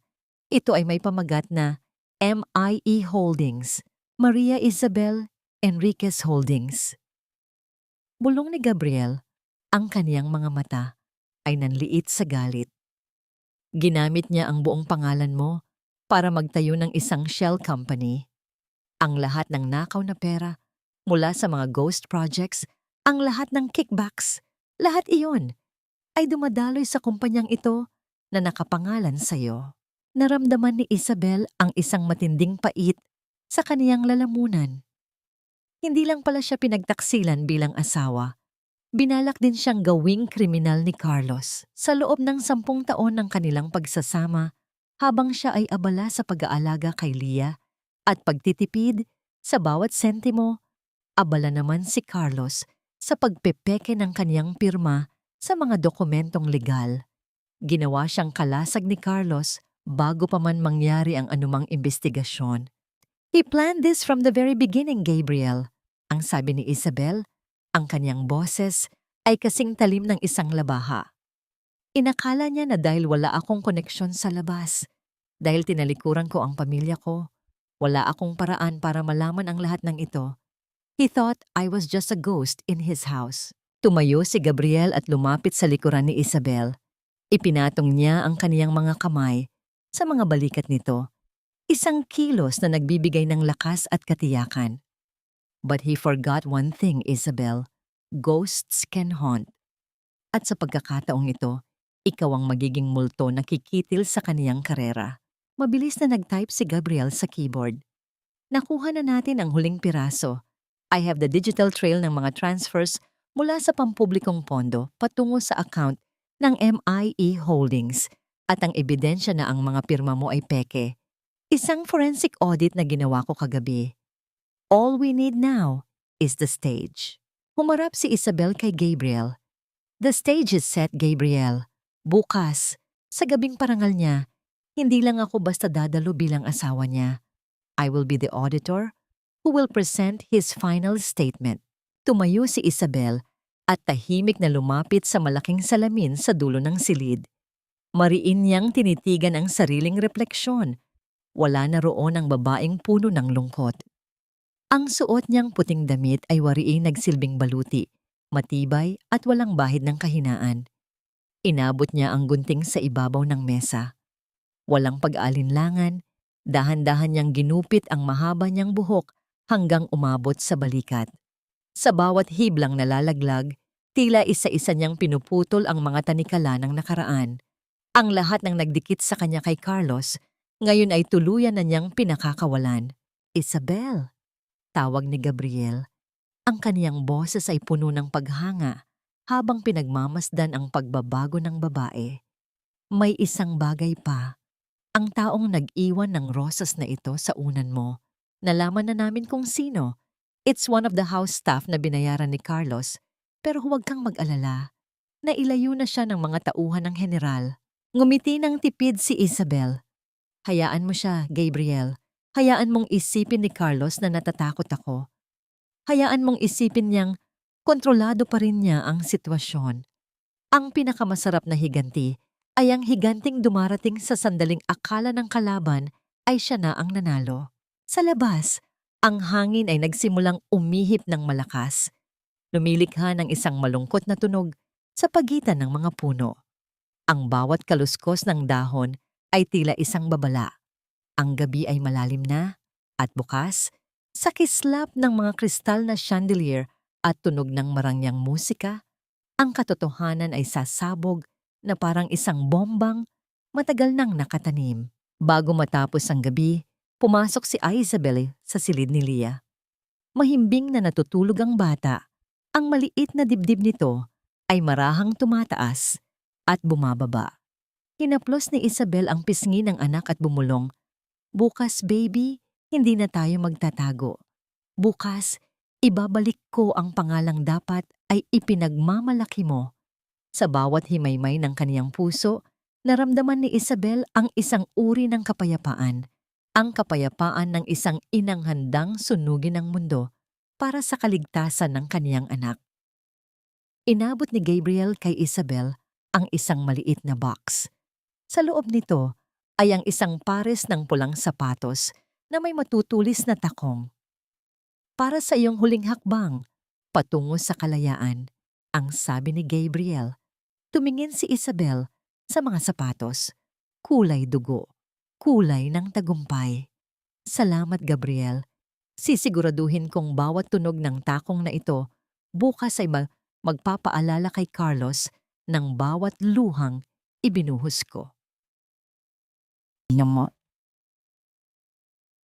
Sa likod ng bawat matagumpay na lalaki ay isang tapat at mapagkumbabang asawa. "Maribel, sinta ko, tumayo ka at magpakita sa kanila. Ang tagumpay na ito ay para sa'yo dahil sa pananatili mo sa kusina habang ako ay nasa labas at nagsisilbi sa bayan." Ang bawat salita ni Carlos ay sinalubong ng malakas na palakpakan sa loob ng engranding ballroom ng Manila Hotel. Ang kislap ng mga kristal na chandelier ay tila nakikipagpaligsahan sa kinang ng mga medalya sa kanyang dibdib. Nakatayo si Carlos sa entablado, puno ng kayabangan, habang ang kanyang ina na si Doña Carmen ay halos maiyak sa tuwa sa harapang hilera. Sa isang madilim na sulok, nakita ni Maribel si Stella na nakasuot ng mamahaling perlas at may mapanuyang ngiti sa mga labi. Tila ba ipinagmamalaki na siya ang tunay na reyna sa puso ng lalaking pinararangalan. Dahan-dahang tumayo si Maribel mula sa pinakahuling lamesa. Ngunit sa pagkakataong ito, hindi siya ang basahang asawa na inaasahan nilang makita. Ang bawat pagtama ng kaniyang pulang takong sa makinis na sahig ay lumilikha ng isang mabigat na ritmo, isang tunog na tila isang hatol na dahan-dahang lumalapit sa entablado. Ang kaniyang suot na pulang bestido ay tila isang nag-aapoy na bandila sa gitna ng karagatan ng mga taong nakasuot ng itim at puti. Ang kanyang buhok, na ngayoy maikli at maayos, ay nagpapakita ng kanyang matalas na muka at ang kanyang mga mata na tila mga baga na handang tumupok. Biglang tumahimik ang buong bulwagan. Ang mga bulong-bulungan ay tila hangin na mabilis na kumalat. Sino siya? Yan ba ang asawa ni Carlos? Bakit tila ibang tao ang nakikita ko? Umakyat si Maribel sa entablado nang may dangal na hindi kayang bayaran ng anumang yaman. Huminto siya sa tapat ni Carlos na ngayoy halatang nabigla at hindi makapagsalita. Ang kanyang mga mata ay nanlaki sa gulat at ang kanyang mukha ay unti-unting namutla sa ilalim ng mga spotlight. Salamat sa iyong mga salita, Carlos. Ang panimula ni Maribel, ang kanyang boses, ay umalingaw-ngaw sa buong ballroom sa pamamagitan ng mikropono. Ngunit bilang iyong asawa at bilang isang certified public accountant, nais ko ring magbigay ng aking sariling ulat sa iyong mga sakripisyo. Isang mabilis na tango ang ibinigay ni Maribel sa direksyon ni Gabriel, na kasalukuyang nasa control booth. Sa isang iglap, ang malaking screen sa likuran ni Carlos na dapat ay magpapakita ng kanyang mga larawan bilang bayani ay nagbago. Lumabas doon ang mga dokumento ng MIE Holdings. Ang mga bank transfers, ang mga listahan ng mga ghost employees, at ang mga audit trails na nagpapatunay ng bilyon-bilyong pisong ninakaw mula sa kaban ng bayan. Ang nakikita nyo sa screen ay ang tunay na mukha ng tagumpay ni Carlos, ang malamig na dugtong ni Maribel, habang itinuturo ang mga dokumentong may kaniyang pekeng pirma. Isang imperyong binuo sa pagnanakaw, hindi lamang ng pera, kundi pati na rin ng buhay ng kaniyang sariling anak. Ninakawan niya si Leah ng pagkakataong gumaling para lamang tustusan ang marangyang buhay ng kaniyang kirida na si Stella, na narito rin sa ating harapan. Ang bulwagan ay napuno ng kaguluhan. Ang mga opisyal ay nagbulungan at si Doña Carmen ay tila nawalan ng malay sa kaniyang kinauupuan. Si Stella ay mabilis na nagtakip ng muka at nagtangkang lumabas. Ngunit hinarangan siya ng mga gwardiya sa pinto. "Walang hiya ka, Maribel! Pagsisisihan mo ito!" Ang sigaw ni Carlos, tangkang susugurin si Maribel. Ngunit bago pa man siya makalapit, isang mabigat na tunog ng mga sapatos na pangmilitar ang narinig mula sa entrada. Pumasok si General Enriquez, kasama ang isang pangkat ng mga sundalo at mga ahente mula sa Internal Affairs. Ang kanyang tindig ay kasing matatag ng isang pader at ang kanyang mga mata ay nakatitig ng diretso kay Carlos nang may matinding puot. "Bitawan mo ang aking anak, Carlos." Ang utos ng general. Ang boses niya ay tila kulog na yumanig sa buong silid. Tumigil si Carlos. Ang kanyang buong katawan ay nanginginig sa takot. "Hey, General Enriquez, anong ibig ninyong sabihin?" Lumapit ang general kay Maribel at inakbayan ito ng may pagmamalaki sa harap ng lahat. "Ang babaeng tinawag mong walang kwenta, ang babaeng itinuring mong alila, ay ang kaisa-isang anak ng pamilya, Enriquez. At ang bawat sentimong ninakaw mo, ang bawat pasang iniwan mo sa kaniyang balat, ay babayaran mo sa loob ng rehas." Lumapit si Gabriel mula sa gilid, dala ang isang warrant of arrest. Ang kaniyang tingin kay Maribel ay puno ng paghanga at pag-ibig. Inabot niya ang mga posas at sa harap ng lahat ng matataas na tao sa lipunan, kinandado ang mga kamay ni Carlos.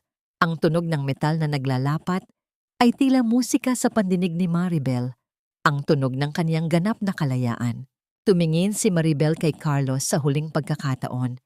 Ang lalaking dati ay kaniyang sinasamba ay isa na lamang maliit at kaawa-awang nilalang sa gitna ng kahihiyan. "Sabi mo, Carlos, isang pirma mo lang ay wala na akong matitira. Ngayon, tignan mo kung anong iniwan sa'yo ng sarili mong mga pirma." Habang hinihila si Carlos palabas ng ballroom sa gitna ng hiyawan at pangungutya ng mga tao, naiwan si Maribel na nakatayo sa entablado. Ang bigat na kaniyang dinala sa loob ng 10 taon ay tila dahan-dahang lumilipad palayo. Lumapit sa kanya si Gabriel at hinawakan ng kaniyang kamay. Isang hawak na nagpapahiwatig na tapos na ang dilim at oras na para sa isang bagong umaga.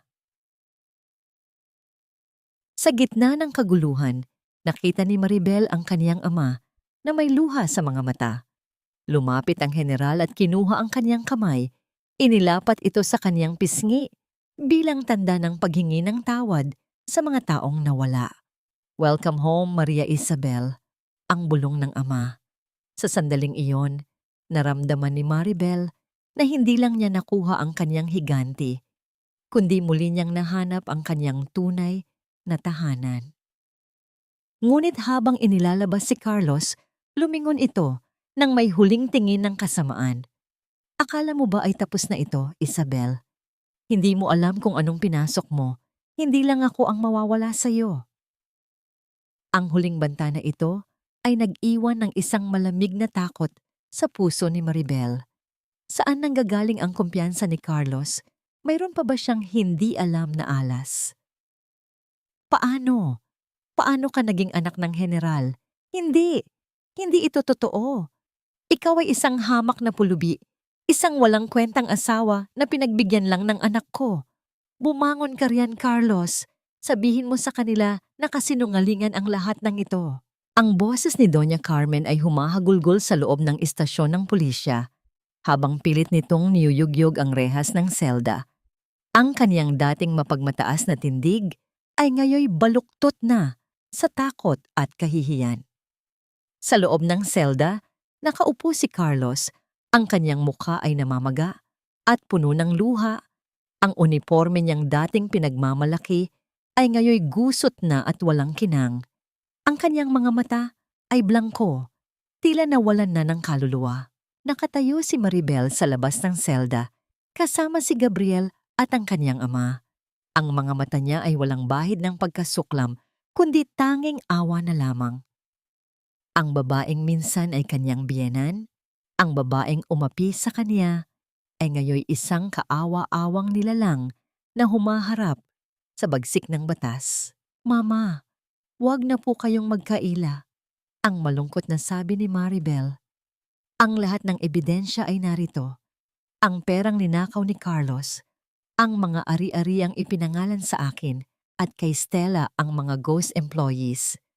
Lahat ng yan ay nagpapatunay na kasabwat kayo. Ang sabi ng Internal Affairs, may sarili rin kayong bank account na pinapasukan ng pera mula sa mga suhol ni Carlos, pati ang pagpapagamit nyo sa pangalan ni Leah para sa fraudulent activities." Isang malakas na sampal ang lumapag sa mukha ni Maribel.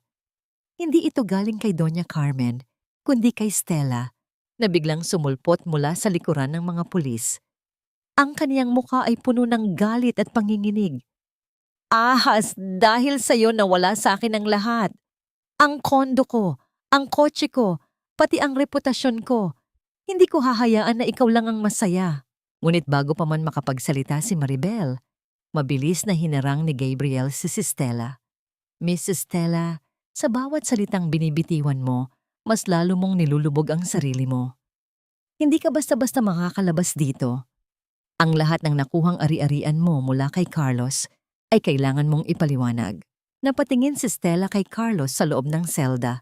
Ngunit sa pagkakataong ito, hindi na ito ang Carlos na kaniyang minahal. Ito ay isang talunan, isang kriminal. Ang kaniyang pagmamahal ay biglang napalitan ng pagkasuklam. "Wala kang silbi, Carlos. Pati ako. Idinamay mo sa mga kalokohan mo. Sabi mo, ligtas ako. Walang hiya ka." Nagsimulang magmurahan ang magkasintahan sa loob ng presinto. Ang bawat salita ay nagpapakita ng kanilang pagbagsak. Ang general, na tahimik lamang na nanonood, ay lumapit kay Maribel at marahang hinaplos ang kanyang likuran. "Tapos na ang lahat, anak. Hindi mo na kailangan pang saksihan ang pagbagsak ng mga halimaw na yan." Ngunit hindi kumibo si Maribel. Sa halip, tumingin siya kay Carlos sa loob ng selda. Ang dating matigas na lieutenant ay ngayoy isang duwag na umiiyak. Ang kanyang mga pangarap ay nawala na sa isang iglap.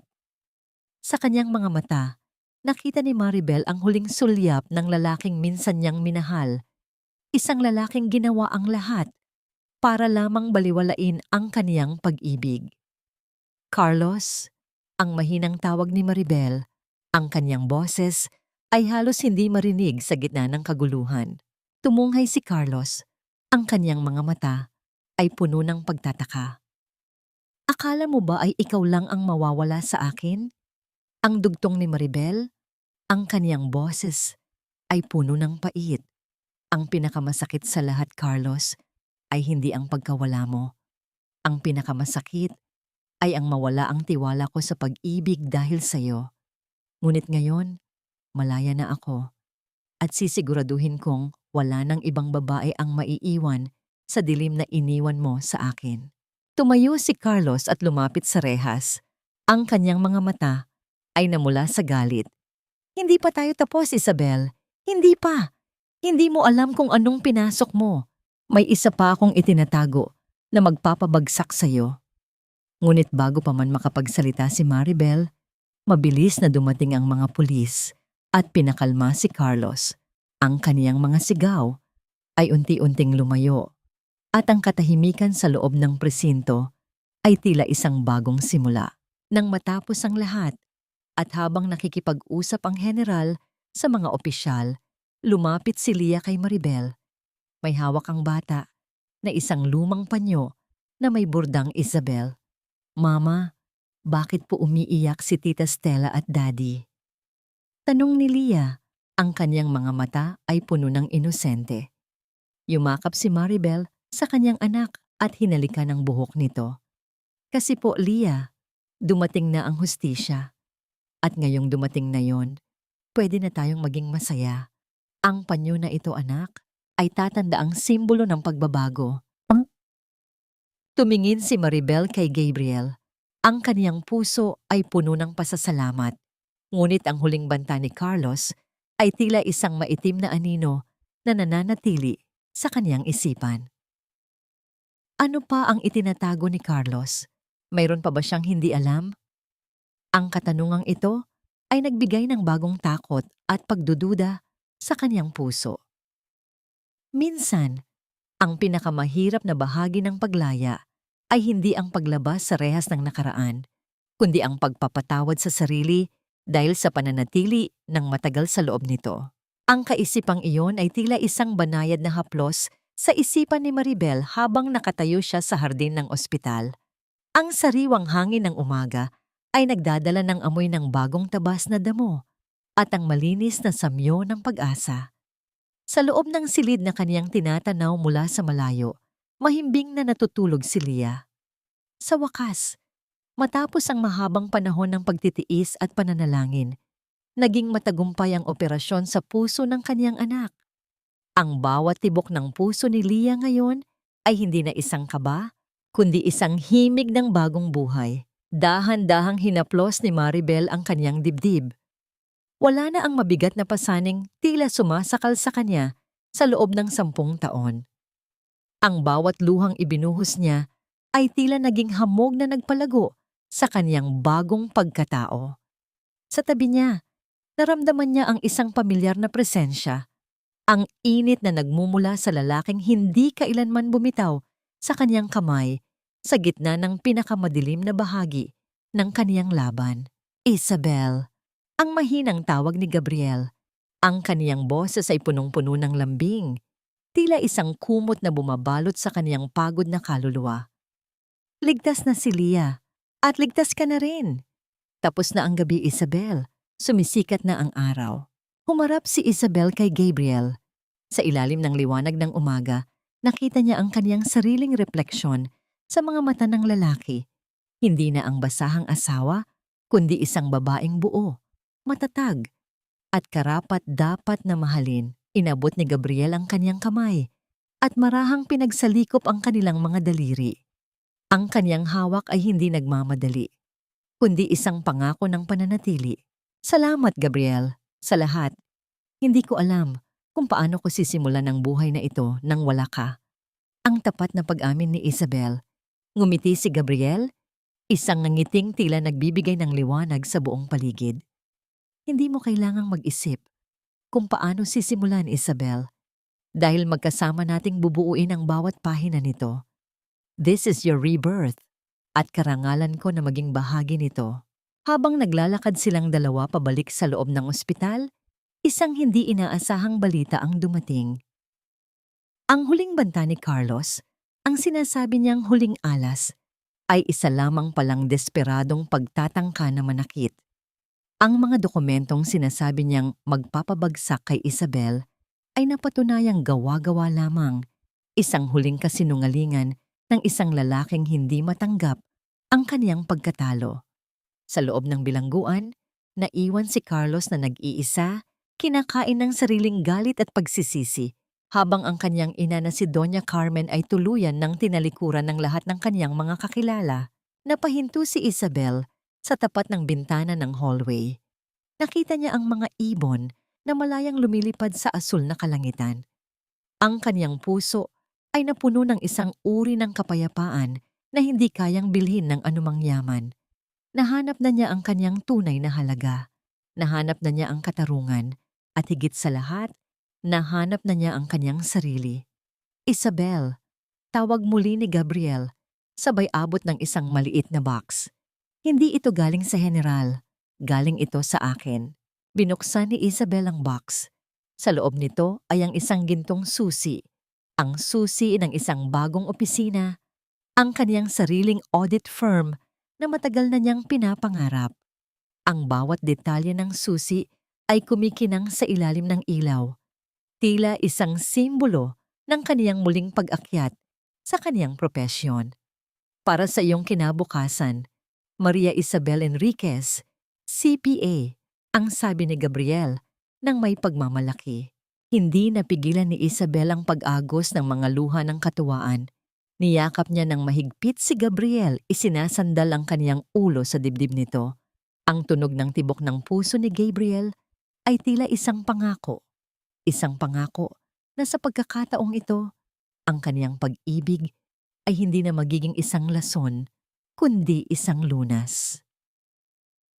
Nang magising si Leah, ang unang hinanap niya ay ang kaniyang mama. Lumapit si Isabel at hinalikan ng noo ng anak. Mama, ang bilis na po ng tibok ng puso ko. Hindi na po ako nahihirapan huminga, ang masayang sabi ng bata. Tumingin si Isabel kay Gabriel na nakatayo sa may pinto at pagkatapos ay muling tumingin kay Leah. Kasi po, baby, ang puso natin ay maayos na. Wala na tayong kailangang ikatakot. Sa sandaling iyon, ang tatlo ay tila nabalot ng isang gintong liwanag. Isang larawan ng isang pamilyang hindi nabuo sa dugo, kundi sa pagmamahal at paghilom. Tay, ngunit habang tila perpekto na ang lahat, isang huling anino ang lumitaw. Isang sulat ang naiwan sa desk ng kumpanya ni Isabel. Walang pangalan, tanging isang pamilyar na tatak. Ang nakasulat sa loob ay, hustisya ay nakamit na, ngunit ang utang na loob ay hindi kailanman nababayaran. Sino ang nagpadala nito?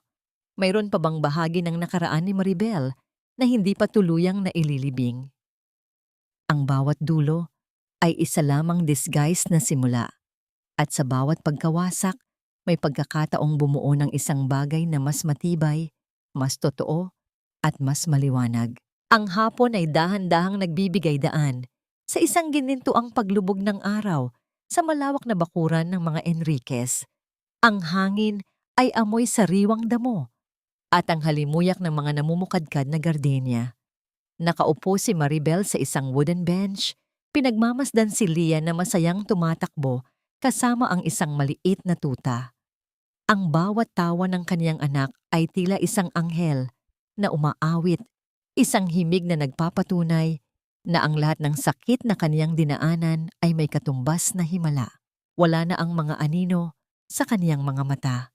Ang suot niyang puting lino ay sumasabay sa ihip ng hangin, simbolo ng kaniyang malinis at payapang kaisipan.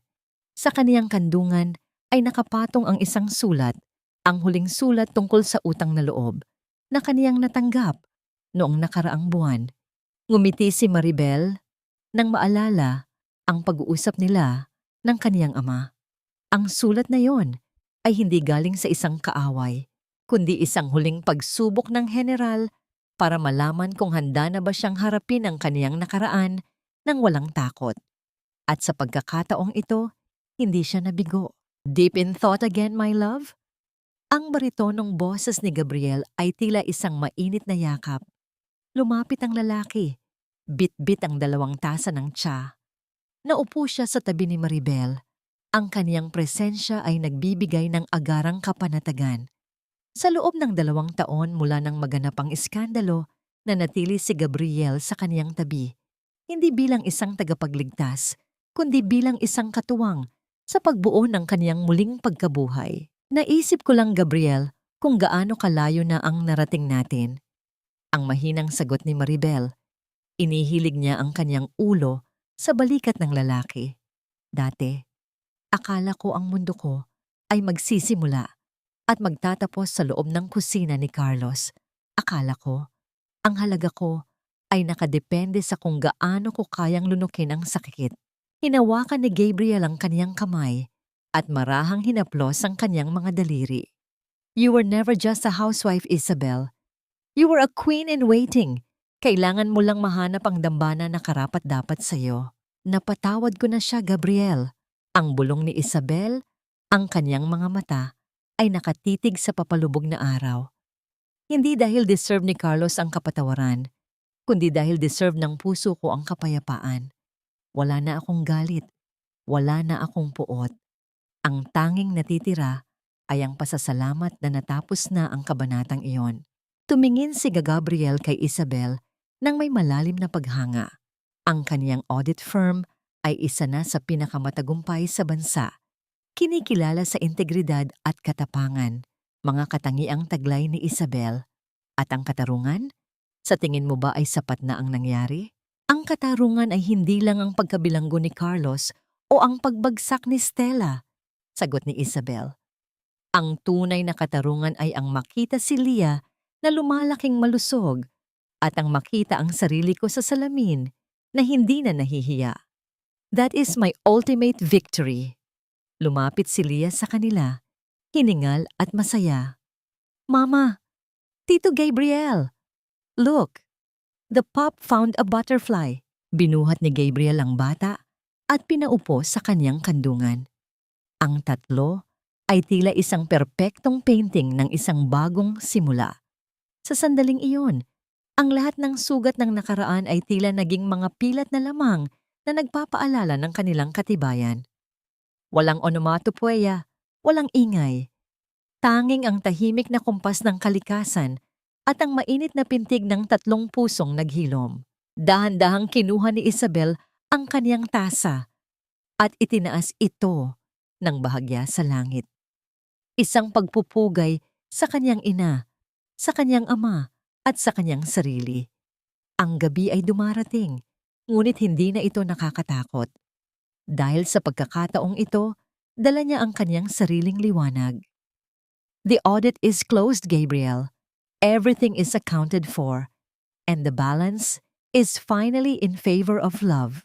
Sa huling sulyap ng araw bago ito tuluyang magtago, isang bahaghari ang bahagyang sumilip sa kabila ng bundok. Isang pangako na pagkatapos ng bawat unos, ang langit ay muling magiging asul. Ang kwento ni Maria Isabel Enriquez ay hindi natapos sa isang sakripisyo, kundi sa isang matagumpay na pagpili sa sarili. Nang pumasok na sila sa loob ng mansyon, huminto si Maribel sa tapat ng portrait ng kanyang ama. Kinuha niya ang kanyang CPA license at inilagay ito sa tabi ng kanyang mga parangal. I'm back, Papa, and I'm staying, bulong niya. Ang general na nakatayo sa dulo ng hagdan ay ngumiti lang at tumango. Isang tahimik na basbas para sa kanyang anak na ngayon ay tunay ng malaya.